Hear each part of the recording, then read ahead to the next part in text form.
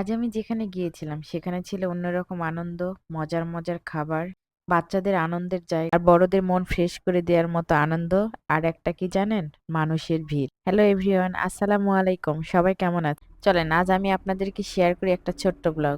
আমরা গিয়েছিলাম গ্রামীণ তরুণ উদ্যোক্তা শীতবস্ত্র মেলা ২০২৫। মেলা মানে আমরা কি বুঝি বলেন তো? মেলা মানে অন্যরকম উৎসব, যেখানে রঙিন আলো, মানুষের ভিড়, মজার খাবার আর নানান ধরনের পসরা, যা আমাদের মনকে এক নিমেষে আনন্দময় করে তোলে। মেলা শুধু একটি স্থান নয়, এটি আমাদের সাংস্কৃতিক প্রতিচ্ছবি, যেখানে গেলে আপনাকে ছোটবেলার স্মৃতি মনে করিয়ে দিবে। মেলায় যাব আর চুড়ি দেখবো না তা কি হয়? আর চুড়ি নিব না তা কি হয় বলেন? শুধু চুড়ি না, এখানে ছিল অনেক রকমের কসমেটিক্সের জিনিস, যা আমাদের মেয়েদের নিত্যদিনের ব্যবহারের প্রতীক। এখানে শুধু বড়দের না, এখানে ছিল ছোটদের অনেক রকমের খেলনা। মেলা তো ছোট বাচ্চাদের খেলনা নিয়েই ভরা থাকবে, এটাই তো নিয়ম, তাই না? আর ছিল বাচ্চাদের বড়দের হরেক রকমের পোশাক। শুধু মেয়েদের পোশাক ছিল তা না, এখানে ছেলে মেয়ে সবার পোশাক ছিল। আর ছিল বাচ্চাদের খেলনার জায়গা। এখানে শুধু বাচ্চারা বলা ভুল হবে, এখানে বড়রাও উঠছিল। এই ট্রেনে ছোট বড় সবাই উঠছিল। আমরা অবশ্য কোনোটাতে উঠিনি, একটু দেখছিলাম। আর টিকিট কাটতে সেই লম্বা সিরিয়াল ধরে আর গেলাম না। এখানে বাচ্চাদের বড়দের বিভিন্ন রকমের খেলার রাইডস ছিল।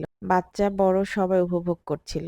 আর মেলা থাকবে আর নাগরদোলা থাকবে না তা কি হয়? পাশে ছিল নাগরদোলা। আর নাগরদোলাতেও অনেক ভিড় ছিল। আর মেলা হবে আর ভিড় হবে না তাও তো হয় না বলেন? আর যদি হয় শুক্রবারের দিন, তাহলে তো আর কথাই নেই। আর কোনো ঝামেলা যাতে না হয় এই জন্য পুলিশেরাও ছিল।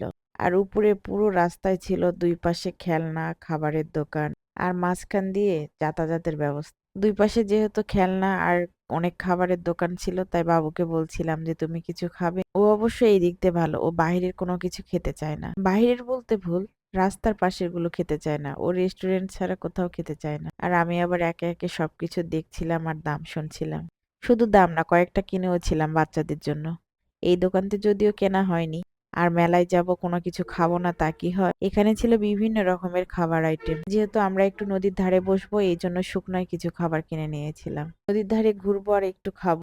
তো যাই হোক, অল্প কিছু খাবার বিভিন্ন আইটেমে নিয়ে আমরা আবার নদীর পাড়ে গিয়ে বসলাম। এখানে বিভিন্ন রকমের খাবার ছিল। তারপর আমরা নদীর ধারে গিয়ে একটু নদীর মৃদু হাওয়া খাচ্ছিলাম। নদীতে নৌকা চলা আর সূর্যাস্ত দেখছিলাম। আর সাথে তো বাচ্চাদের চিল্লাচিল্লি লাফালাফি আছে, তাদের তো আনন্দের আর শেষ নেই।